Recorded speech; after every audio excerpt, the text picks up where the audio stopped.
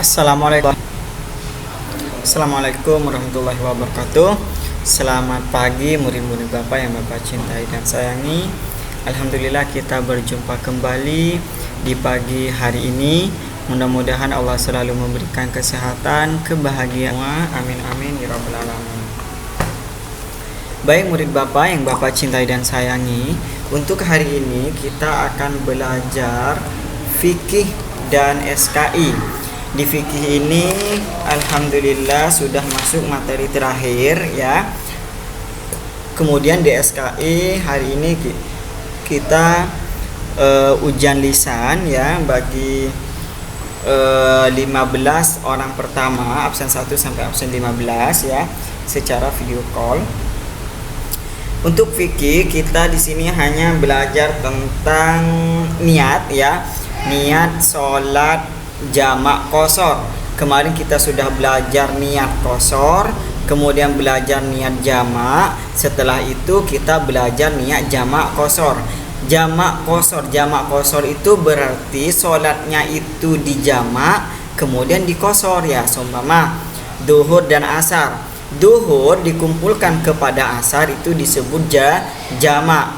Kemudian duhur itu sholatnya 2 rakaat. Asalnya sholat 2 rakaat, berarti itu dikosor, berarti jamak qashar ya. Jadi sholat duhurnya dikerjakan 2 rakaat, sholat asarnya dikerjakan 2 rakaat, kemudian duhurnya digabung dengan sholat asar itu dinamakan jamak qashar. Untuk niatnya apa? Niatnya itu seperti apa? Perhatikan, contohnya ini sholat duhur ya. Usolli fardhu dhuhri rakaataini qashron. Ya, ada bacaan qashron, kemudian majmu'an ilahil asru lillahi ta'ala. Usolli fardhu dhuhri rakaataini qashron majmu'an ilahil asru lillahi ta'ala. Saya berniat salat zuhur 2 rakaat ya dan diqashar gitu ya. Dijamak, dikumpulkan, kemudian diperpendek dengan asar karena Allah Ta'ala gitu ya. Kemudian yang asar sekarang usolli fardhul asri rakaataini qashron majmu'an ilaihi dhuhri lillahi ta'ala gitu. Kalau tambahkan lillahi ta'ala gitu ya, atau makmuman lillahi ta'ala gitu. Itu saja. Kemudian sekarang kita hikmahnya apa aja ya. Allah itu sebenarnya itu mempermudah kita sholat ya. Dimanapun kita berada Allah itu mempermudah karena saking wajibnya sholat agar kita tidak meninggalkan sholat, sehingga Allah memberikan toleransi, memberikan diskon kepada kita ya agar kita tetap bisa melaksanakan sholat. Oke, yang pertama itu apa? Memudahkan umat Islam untuk sholat dimanapun berada, dimanapun kita berada ya, di jalan gitu ya, entah dari perjalanan pulang kampung gitu ya, itu tetap kita sholat. Allah mempermudah sholat kita. Kemudian bukti bahwa agama Islam selalu memudahkan ya, adanya sholat jamak dan qashar itu merupakan bukti bahwa Islam itu tidak mempersulit. Islam itu mempermudah ya umatnya untuk beribadah kepada Allah. Selanjutnya, keringanan yang ada dalam agama Islam bukan untuk dicari-cari dan dibuat-buat apalagi diabaikan, tetapi untuk dilaksanakan ya. Contohnya seperti ini. Apa maksudnya ini ya? Seperti ini. Agar saya sholatnya cepat ya, saya sok sibuk gitu ya.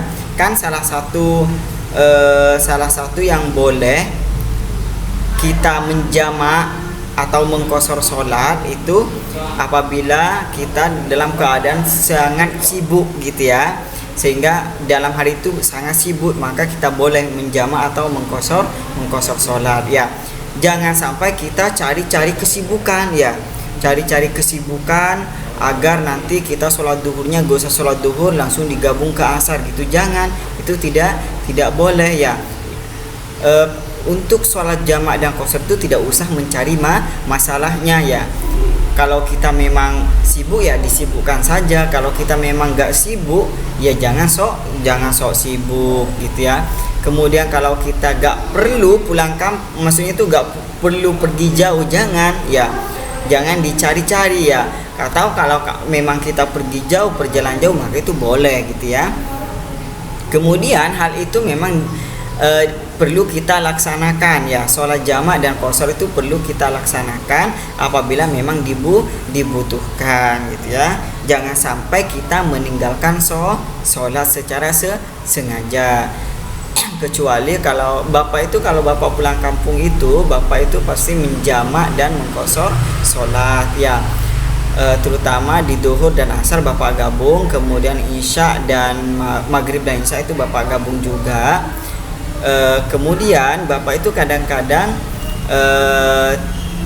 tidak sholat karena apa? Kadang-kadang bapak itu pas waktu ini buang air di kamar mandi itu pada ceret ke baju, jadi sehingga kan kalau di kamar mandi di tempat peristirahatan atau rest area gitu ya, istilahnya kan dia itu kotor. Jadi kalau kita buang air kemudian disiram sehingga airnya itu nyentuh ke baju bapak segala macam itu najis dan tidak boleh dibawa sholat kalau udah najis ya. Maka bapak gak sholat, bukan bapak sengaja ya, bapak niatkan untuk mengkodoknya ya, karena memang baju bapak kotor ya.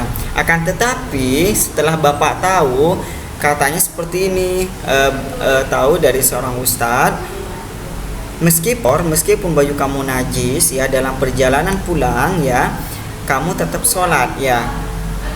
Kamu menghargai waktu yang dikasih Allah untuk sholat. Nanti setelah kamu nyampe di rumah, kamu kodok ya, kamu ganti seperti itu ya. Jangan sampai kita itu meninggal dengan secara sengaja, itu tidak boleh. Kecuali memang kalau di perjalanan itu kan jauh, mabuk mungkin ya, muntah-muntah sehingga lemes gitu ya, nggak bisa bangun gitu ya, itu mungkin boleh dapat ampunan dari Allah. Oke, selanjutnya keringanan yang telah diberikan Allah dalam beribadah disebut rukhsah ya. Itu namanya rukhsah, keringanan segala sesuatu yang diringankan oleh Allah disebut rukhsah itu.